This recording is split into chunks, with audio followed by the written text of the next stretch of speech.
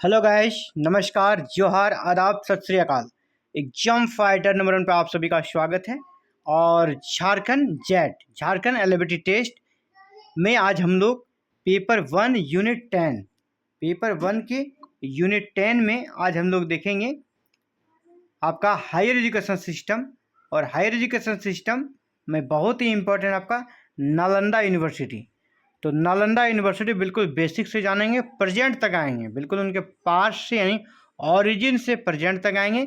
और यह आपके लिए असिस्टेंट प्रोफेसर के लिए जो झारखंड में आप बनेंगे जेट, वहाँ तो उपयोगी है ही, साथ ही साथ यूजीसी नेट जेआरएफ बिहार में अपकमिंग बैट के लिए भी उपयोगी होगा, क्योंकि सिलेबस सबका सेम है। तो हम लोग देख रहे हैं यूनिट 10 पेपर 1 का, और बिल्कुल बेसिक से नालंदा यूनिवर्सिटी के बारे में ए टू जेड आज हम लोग जानेंगे। तो नालंदा विश्वविद्यालय का इतिहास हम लोग देखेंगे, है ना, फ्रॉम हिस्ट्री टू प्रेजेंट। आपका जो इतिहास आरंभ है नालंदा यूनिवर्सिटी का, वहाँ से लेकर हम लोग प्रेजेंट तक आएंगे। तो देखिए, नालंदा विश्वविद्यालय प्राचीन भारत का प्रसिद्ध शिक्षा का केंद्र था। यह बौद्ध धर्म, दर्शन, गणित, खगोल शास्त्र, चिकित्सा और साहित्य के अध्ययन के लिए जाना जाता था। ये सब इनके एरिया थे, इन सभी चीज़ों की वहाँ पढ़ाई होती थी। बौद्ध धर्म, दर्शन, गणित, खगोल शास्त्र, चिकित्सा और साहित्य। ये पूछा जाता है बार बार कि नालंदा विश्वविद्यालय में किन चीज़ों की पढ़ाई होती थी, क्या इनका विषय वस्तु क्या था। तो Nalanda university was an internationally renowned ancient Indian centre of learning. It was famous for Buddhist studies, philosophy, mathematics, astronomy, medicine and literature. यानी इनका जो अध्ययन का क्षेत्र था वो था Buddhist studies, philosophy, mathematics, astronomy, medicine and literature. इसके बाद इसकी स्थापना कब हुई? इसकी स्थापना हुई 415 ईस्वी में। किसने की? कुमारगुप्त प्रथम ने, जो कि गुप्त वंश के शासक थे। कुमारगुप्त प्रथम, इसने 415 ईस्वी में इसकी स्थापना की। यह वर्तमान में बिहार के राज्य के अंतर्गत नालंदा जिले में स्थित है। यानी Nalanda university was founded around 415 century by Kumaragupta first of the Gupta dynasty. It was located in present day Nalanda district of Bihar. यानी इसकी स्थापना 415 में हुई। किसने की? कुमारगुप्त प्रथम ने। कुमारगुप्त किस वंश का था? तो गुप्त वंश का था। और वर्तमान में कहाँ पर है? तो बिहार के नालंदा जिले में ये स्थित है। इनका स्ट्रक्चर जान लीजिए। इतना बड़ा यूनिवर्सिटी है तो इनका स्ट्रक्चर बहुत ही शानदार है। यह विश्वविद्यालय लगभग 800 वर्षों तक विद्या का प्रमुख केंद्र, समझ रहे हैं, 800 ईयर तक यह मेन सेंटर रहा, एजुकेशन हब रहा, कह सकते हैं। यहाँ लगभग 10,000 विद्यार्थी थे और 2,000 आचार्य यानी शिक्षक थे। यहाँ का सबसे प्रसिद्ध जो चीज़ है वो यहाँ का लाइब्रेरी है। यहाँ का लाइब्रेरी जिसका नाम है धर्मगंज। इसमें 3 इमारतें थी, काफ़ी फेमस है, रत्न सागर, रत्न रंजक और रत्न ज्योति। तो रत्न सागर, रत्न रंजक और रत्न ज्योति किसका एक पार्ट है? तो नालंदा विश्वविद्यालय के यूनिवर्सिटी का ही ये पार्ट है, उन्हीं का ये बिल्डिंग्स था जो काफ़ी फेमस है। Nalanda flourished for about 800 year as a great seat of learning. इन्होंने 800 सालों तक राज किया और महान शिक्षण केंद्र के रूप में। It had around 10,000 students and 2,000 teacher. यहाँ 10,000 स्टूडेंट्स थे और 2,000 टीचर्स थे। इट्स मेसिव लाइब्रेरी, इनका बहुत विशाल लाइब्रेरी था जिसका नाम था धर्मगंज। हैड 3 मैन बिल्डिंग्स, इसके 3 मैन बिल्डिंग्स थे इस लाइब्रेरी के। आपका रत्न सागर, रत्नगंज और रत्न ज्योति, ये 3 इनके मैन बिल्डिंग्स थे इनके लाइब्रेरी के। इसके बाद यहाँ पे जो प्रमुख विदेशी विद्वान जो यहाँ के टीचर थे, उसमें से नाम आप देख पा रहे होंगे कौन कौन से हैं। उसमें नागार्जुन, देसी और विदेशी दोनों प्रकार के विद्यार्थी यहाँ पढ़ते थे। विदेशों से लोग पढ़ने आते थे क्योंकि यहाँ पे एक से एक जो कहते हैं प्रकांड विद्वान यहाँ के आचार्य थे, यहाँ के शिक्षक थे, जिसमें नागार्जुन, आर्यभट्ट, धर्मपाल, शीलभद्र, चंद्रकीर्ति जैसे विद्वान यहाँ के आचार्य यानी यहाँ के टीचर हुआ करते थे। यहाँ पर विदेशी छात्र आते थे जिसमें कुछ प्रसिद्ध नाम है, जिसमें हैनसांग और इत्सिंग, ये लोग भी यहाँ पढ़ने आए थे। और इन्होंने नालंदा की ख्याति को विश्व भर में फैलाया। जो विदेशी आए थे फिर उन्होंने इसका वर्णन अपने जो यात्रा वृत्तांत उसमें लिखा और इस प्रकार नालंदा यूनिवर्सिटी वर्ल्ड फेमस हो गया। Prominent scholars included Nagarjuna, Aryabhatta, Dharmapala, Shilabhadra and Chandrakirti. ये यहाँ के फेमस स्कॉलर थे, प्रमुख विद्वान थे। फॉरेन स्टूडेंट्स, विदेशी स्टूडेंट्स में हेनसांग और इत्सिंग यहाँ पर पढ़ने आते थे। ठीक है, हेनसांग और इत्सिंग जैसे जो विदेशी यात्री थे यहाँ पर पढ़े थे और उसने इसका यात्रा वृत्तांत लिखा था। और इस इस जो विशाल आपका यूनिवर्सिटी था, विश्वविद्यालय था, इसका अब विनाश कैसे हो गया, समाप्त कैसे हो गया, डिस्ट्रक्शन कैसे हुआ, इस पर हम लोग बात करेंगे। नालंदा विश्वविद्यालय का विनाश 1193 ईस्वी में मोहम्मद बिन बख्तियार खिलजी, जो कि कुतुबुद्दीन ऐबक का सेनापति था दिल्ली सल्तनत के अंतर्गत, उनके द्वारा कर दिया गया। उसने विश्वविद्यालय और उसके विशाल पुस्तकालय, जिसको कि धर्मगंज कहा गया है, को जला दिया। और कहा जाता है कि ये जो पुस्तकालय जल रहा था, इतनी पुस्तकें थी, यह महीनों तक जलता रहा, है ना, महीनों तक जलता रहा यह पुस्तकालय। तो बख्तियार खिलजी ने 1193 ईस्वी में इस यूनिवर्सिटी को जला दिया और इसको नष्ट कर दिया। Nalanda university was destroyed in 1193 century by Bakhtiyar Khilji, Turkish invader, यानी दिल्ली सल्तनत के एक प्रकार से कह सकते हैं सेनापति थे, आक्रमणकारी थे। He burned down the great university and its enormous library, which is said to have burned for months. ठीक है, ये महीनों तक जलता रहा और इस कह सकते हैं इनॉर्मस लाइब्रेरी का एक प्रकार से अंत हो गया, यूनिवर्सिटी का भी अंत हो गया। 1193 सेंचुरी में, 1193 ईस्वी में बख्तियार खिलजी के द्वारा इसका अंत कर दिया।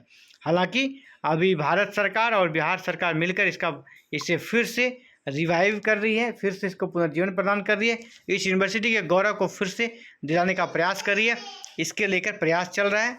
आधुनिक नालंदा विश्वविद्यालय के पुनर्निर्माण की पहल भारत सरकार ने 2006 में की थी और नालंदा विश्वविद्यालय अधिनियम भी 2009 में बना दिया गया था। नालंदा विश्वविद्यालय के पुनर्निर्माण की पहल भारत सरकार ने 2006 में की थी और नालंदा विश्वविद्यालय अधिनियम 2009 में पारित किया गया और विश्वविद्यालय का उद्घाटन 2014 में राजगीर, बिहार में हुआ। यानी इस विश्वविद्यालय का उद्घाटन कर दिया गया और यहाँ पर फिर से पढ़ाई लिखाई स्टार्ट हो गई।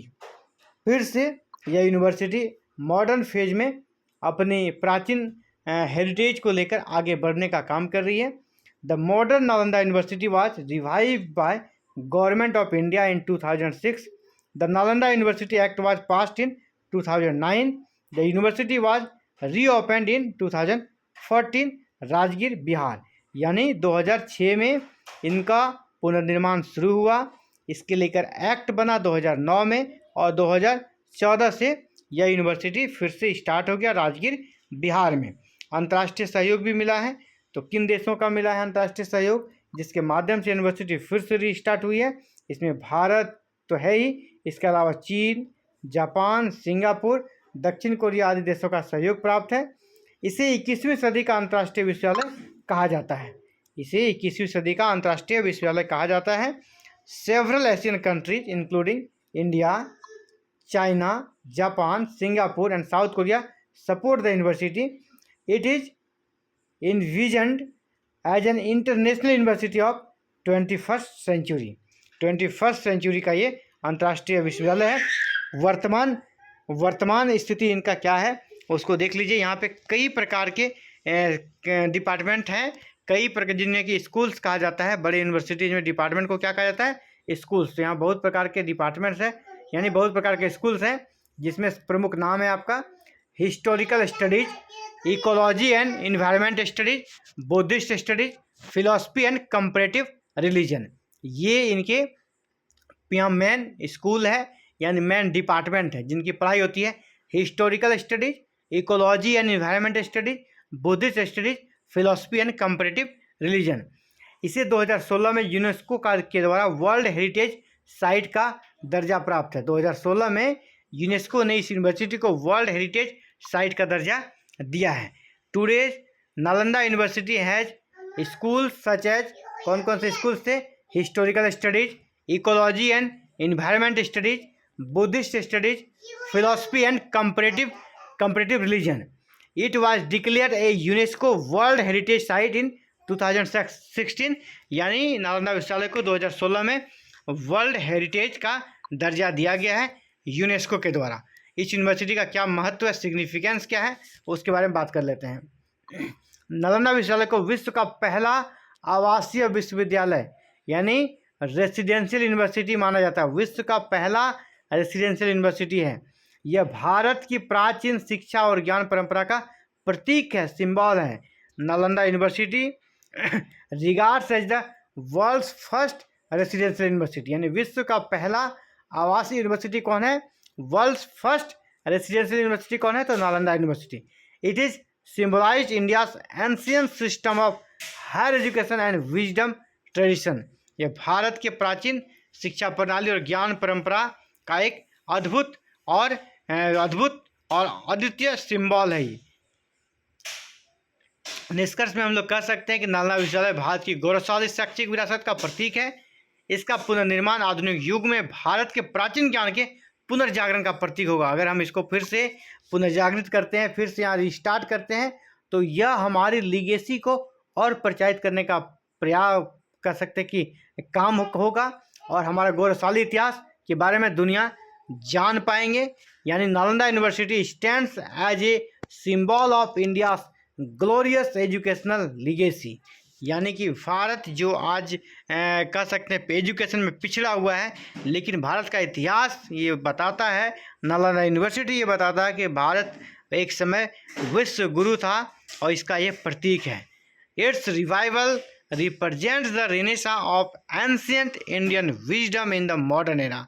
यानी भारत के प्राचीन जो ज्ञान है, ठीक है, वह आधुनिक काल में पुनर्जागरण के रूप में इस एज में सामने आ रहा है.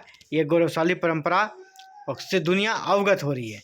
अगर इसके की फैक्ट की बात करें जिससे प्रश्न आते हैं, सबसे पहले नालंदा यूनिवर्सिटी की स्थापना किसने की? तो कुमारगुप्त प्रथम ने. कब की? 415 ईस्वी में. स्थान नालंदा बिहार. छात्रों की संख्या 10,000, शिक्षकों की संख्या 2,000.